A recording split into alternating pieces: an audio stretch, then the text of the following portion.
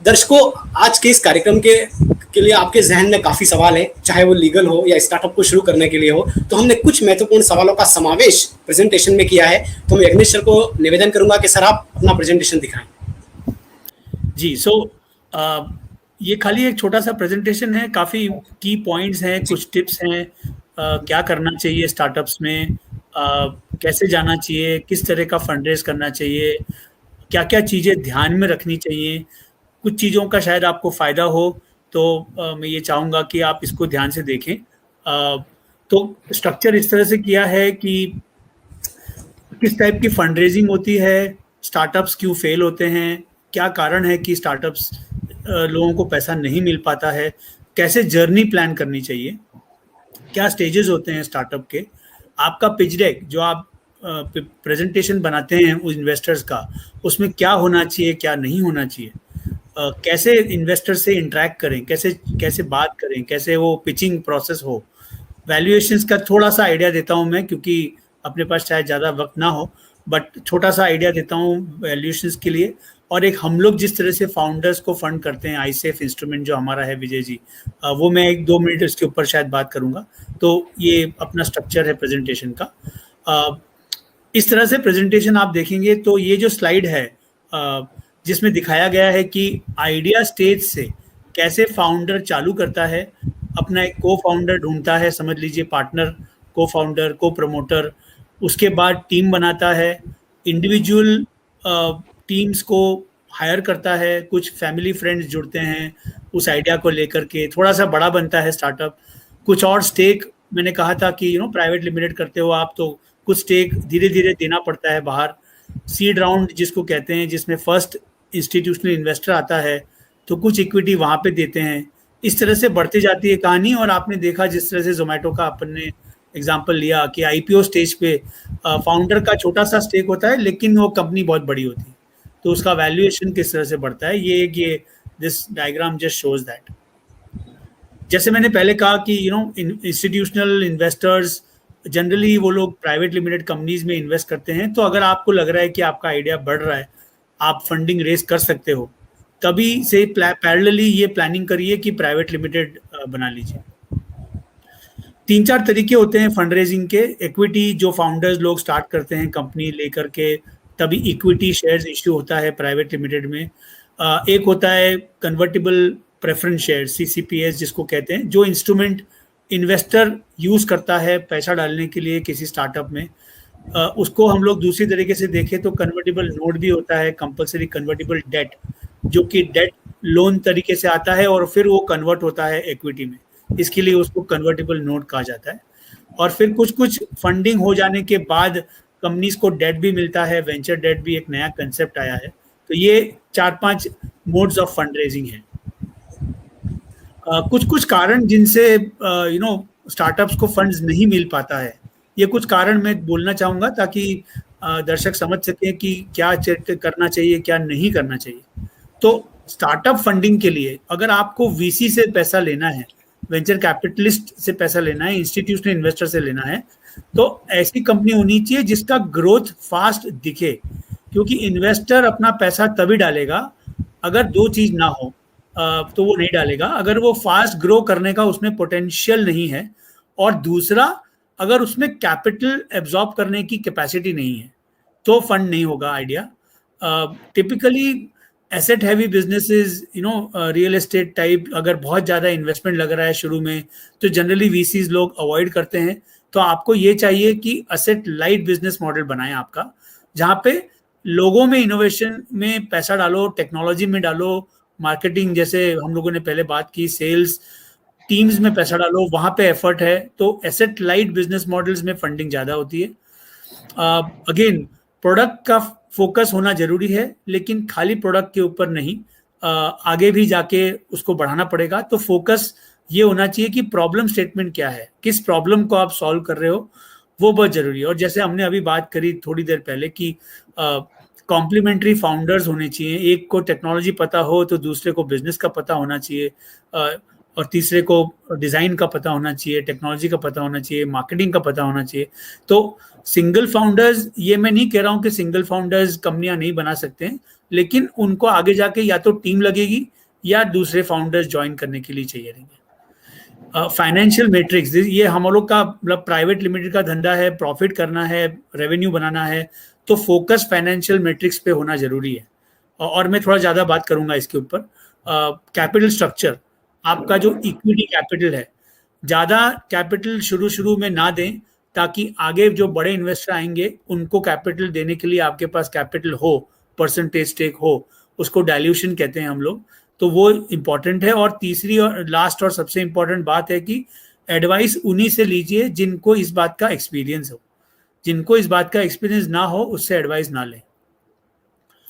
तो छोटी सी जर्नी का एक टेम्पलेट है, मैं इसको ज़्यादा टाइम स्पेंड नहीं कर रहा हूँ। आपका आइडिया एक बार बन जाए, आपके कुछ लोग आपको आइडिया में बिलीव करें, आपके पास एक टीम बन जाए, राइट टीम बन जाए, उसको ब्रेनस्टॉर्म करें, लगे कि नहीं भाई कुछ होने वाला है इसमें, तभी उसको आगे बढ़ें। उसमें रिसर्च करें काफ़ी, इसको फंडिंग मिल पा रही है कि नहीं इस सेक्टर में लोग डाल रहे हैं कि नहीं पैसा, और नहीं डाल रहे हैं तो क्यों नहीं डाल रहे हैं, वो जानना जरूरी है।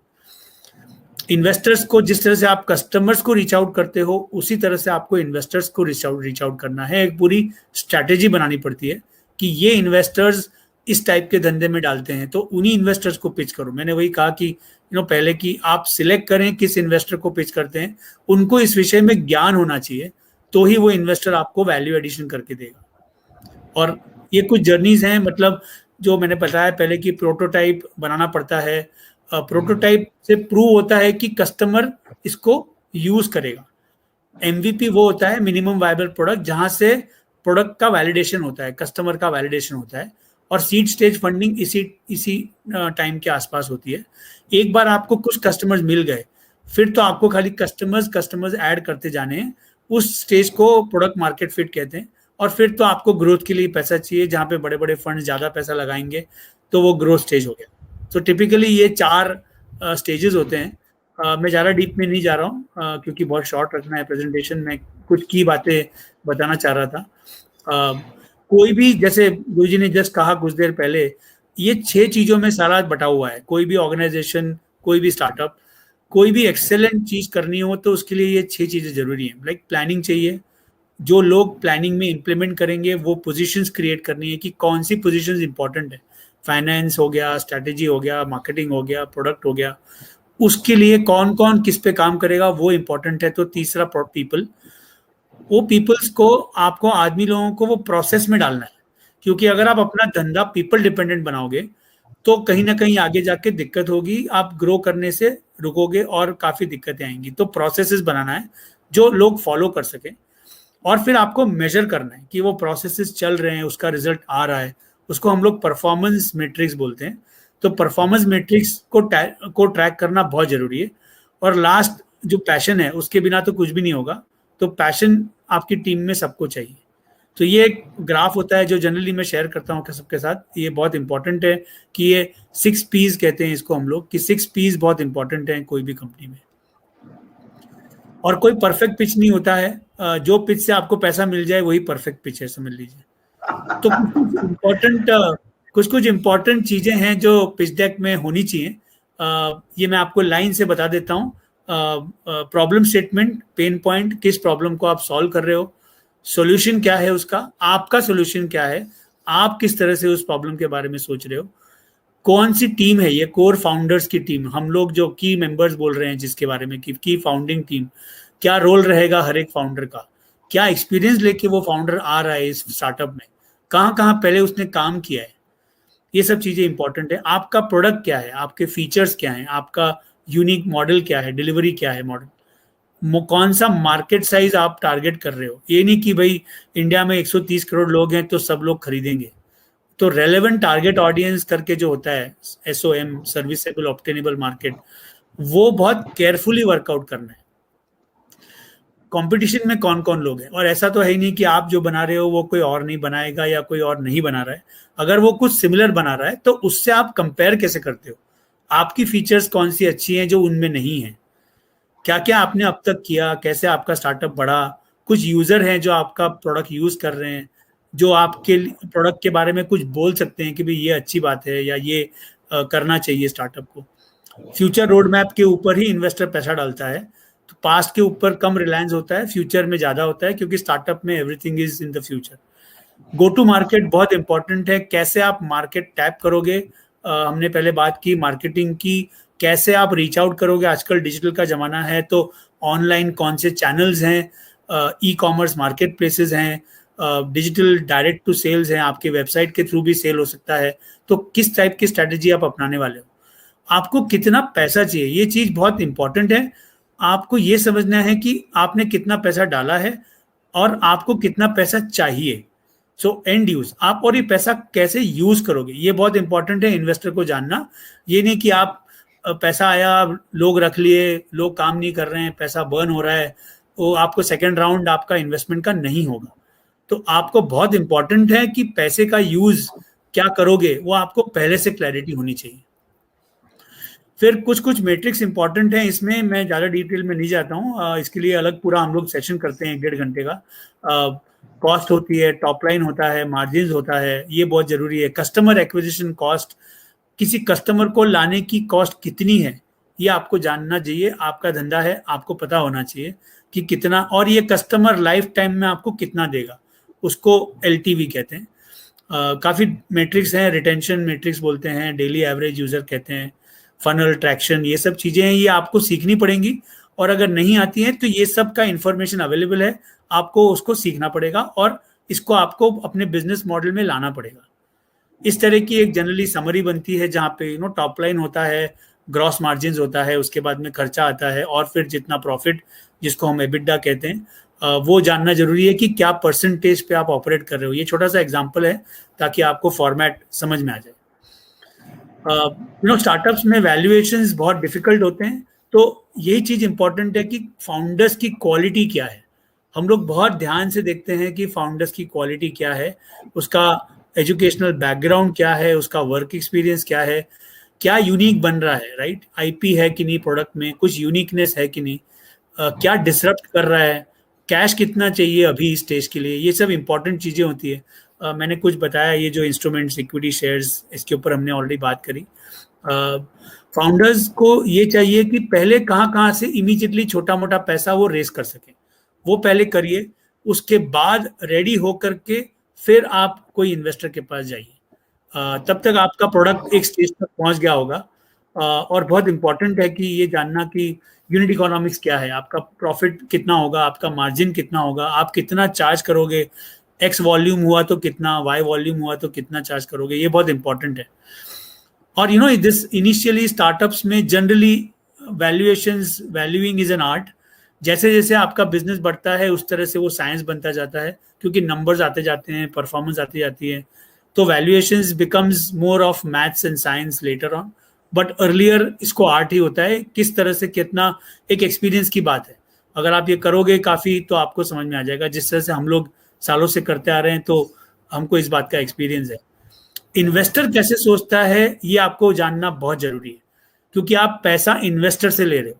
अगर आप ही पैसा डाल रहे थे तो फिर जरूरत नहीं थी, लेकिन अगर आप इन्वेस्टर से पैसा ले रहे हो तो ये जानना जरूरी है कि किस तरह की सोच है इन्वेस्टर की, क्या वो चाहते हैं आपसे, क्या, क्योंकि आप ये याद रखिए, इन्वेस्टर भी किसी से पैसा लेके डाल रहा है आपकी कंपनी में, तो उसको भी वो पैसा प्रॉफिट के साथ रिटर्न करना है। ये जब आप समझ जाओगे तो आपको आपका माइंड भी क्लियर हो जाएगा। टिपिकली यही 4-5 चीजें हैं जो इंपॉर्टेंट हैं। फाउंडर्स को कॉम्प्लीमेंट्री स्किल सेट्स होना चाहिए, ना कि सेम। सारे प्रोडक्ट रिलेटेड फाउंडर होंगे तो भी दिक्कत आएगी, सभी टेक्नोलॉजी जानेंगे तो बिजनेस कौन जानेगा, तो ये इंपॉर्टेंट है। बिजनेस मॉडल अच्छा चाहिए, वगैरह वगैरह। 1-2 मिनट वैल्यूएशन के ऊपर बात करता हूँ। टिपिकली जैसे कोई पैसा डालता है तो कैसे, किस तरह का वैल्यूएशन होता है। एक ये एग्जाम्पल है, कोई रियल केस नहीं है, पर प्री मनी, पोस्ट मनी और इन्वेस्टमेंट अमाउंट करके होता है। जो प्री मनी वो होता है जो इन्वेस्टर आपको वैल्यूएशन देता है उसका चेक डालने के पहले। अगर आप कोई 2.5 करोड़ का इन्वेस्टमेंट ले रहा है और उसको 20% चाहिए, तो उसका मीनिंग ये है कि आपकी कंपनी 10 करोड़ की वैल्यूएशन है, आप 2.5 करोड़ ले रहे हो और आप 12.5 करोड़ का टोटल वैल्यूएशन बन रहा है, तो वो बंदे को 2.5 करोड़ के ऊपर 12.5 करोड़ 20% ओनरशिप आप दे रहे हो। ये इम्पोर्टेंस समझना जरूरी है। और इसका पूरा एक मैथ है, तो ज़्यादा डीप में नहीं जा रहा हूँ। बट एक बहुत इंपॉर्टेंट चीज़ है जो मैं कहना चाहता हूँ कि startups is not just about valuation, it is about building a product that is 10 times faster and 10 times better. अगर आपने ये कर लिया तो आपको अपने वैल्यूएशन की चिंता नहीं होगी, अपने आप मार्केट आपको वैल्यूएशन देगा। और जैसे मैंने पहले कहा, चूज आपका इन्वेस्टर कौन है, उसको चूज आप बहुत वाइजली कीजिए, उसी से पैसा लीजिए जो स्मार्ट मनी है, जो एक तो आप में बिलीव करता है, आपके टीम में बिलीव करता है, और दूसरा जो आपको बिजनेस में हेल्प कर पाएगा, जो आपको क्लाइंट भी देगा और आपको कैपिटल भी देगा। और दोनों देने वाले बहुत कम हैं, लेकिन हैं। 100x में हम लोग क्लाइंट्स भी दिलाते हैं और कैपिटल भी देते हैं। तो ये बहुत इंपॉर्टेंट है आपके लिए जानना।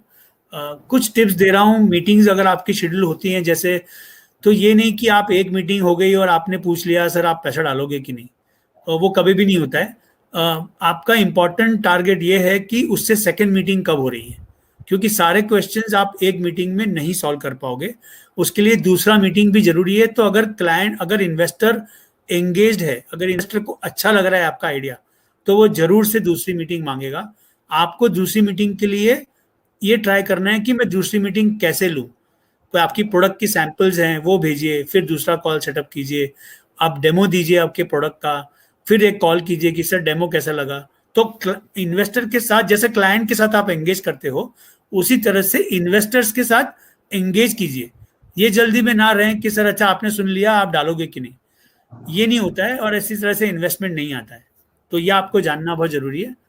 और ये छोटा सा एक मतलब चार्ट है जिसमें मैंने बताया कि जैसे जैसे इन्वेस्टर आएगा वैसे वैसे फाउंडर का इक्विटी कम होते जाता है। ये जस्ट एग्जांपल है। 100x का ही बात करूंगा एक 2 मिनट लास्ट। 100x की इन्वेस्टमेंट थीसिस ये है कि हम लोग फाउंडिंग टीम फाउंडर्स को देखते हैं, मार्केट अपॉर्चुनिटी देखते हैं, बिजनेस मॉडल में कितनी स्ट्रेंथ है वो देखते हैं, कंपटीशन के सामने उसका एडवांटेज क्या है वो देखते हैं, और हमको 10 गुना 20 गुना मिलेगा क्या इस इन्वेस्टमेंट से वो देखते हैं। बहुत क्लियर। तो ये 5 चीजें बहुत इंपॉर्टेंट है, ये याद रखिएगा। और हम लोगों ने अभी तक जैसे मैंने कहा 50 कंपनीज में फंड कर चुके हैं। हम लोग ने आईसेफ का जो इंस्ट्रूमेंट है, India simple agreement for future equity, last 2 साल से हम लोग यूज कर रहे हैं। 50 कंपनीज को फंड कर चुके हैं। यही 50 कंपनियां 100x के बाद 100 करोड़ रेस कर चुकी हैं। तो एवरेज आप देख सकते हो कोई भी एक पोर्टफोलियो कंपनी ने कम से कम 2-2.5 करोड़ रुपया रेस कर लिया है, और वो भी इतने छोटे समय में। तो जस्ट एक 2 मिनट इसके लिए। आई सेफ बहुत इंपॉर्टेंट डॉक्यूमेंट है, शॉर्ट डॉक्यूमेंट है, कोई बड़ा डॉक्यूमेंट नहीं है जो आपको समझ में नहीं आए, आपको लॉयर चाहिए। 5 पेज का डॉक्यूमेंट है। 2 से 3 वीक में हम लोग ट्रांजैक्शन कंक्लूड करते हैं फाउंडर के साथ, और फाउंडर अपना धंधा कर सकता है, क्योंकि फाउंडर का काम है बिजनेस लाना। इन्वेस्टमेंट के पीछे, डॉक्यूमेंटेशन के पीछे टाइम वेस्ट करना फाउंडर के लिए वेस्ट ऑफ टाइम है। तो हम लोग यही चाहते हैं कि फाउंडर को जितना जल्दी पैसा मिल सके वो इतना इंपॉर्टेंट है। और ये बहुत फाउंडर फ्रेंडली डॉक्यूमेंट है। सीसीपी इस तरह से काम करता है, प्रेफरेंस शेयर लेते हैं हम लोग इन्वेस्टमेंट के अगेंस्ट में। और ये ओपन डॉक्यूमेंट है और अवेलेबल है, आप डाउनलोड भी कर सकते हो। तो और आपका अगर पिच रेडी हो जाए, अगर आप लग रहा है कि आपको पैसा रेज करना चाहिए, मेरे पास सब कुछ रेडी है जो मैंने अभी बताया, तो आपका डेक्स pitch@100x.vc के आप भेज सकते हैं। आपको हमारी टीम रिवर्ट करेगी, इंटरेक्ट करेगी, और हम लोग एंगेज करते हैं। तो विजय जी यही था कि this is a short deck. I hope इससे आपको बेनिफिट मिला होगा।